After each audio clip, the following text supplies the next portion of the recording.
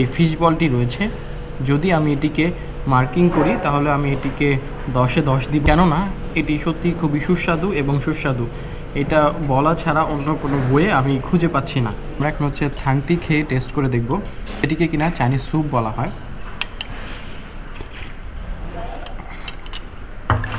Actually এই থাং বা soup এটার বিষয়ে আমি কোনো মন্তব্যই করতে চাচ্ছি না, কেননা যারা চায়নাতে আসে তারাই এটির কদর বুঝে।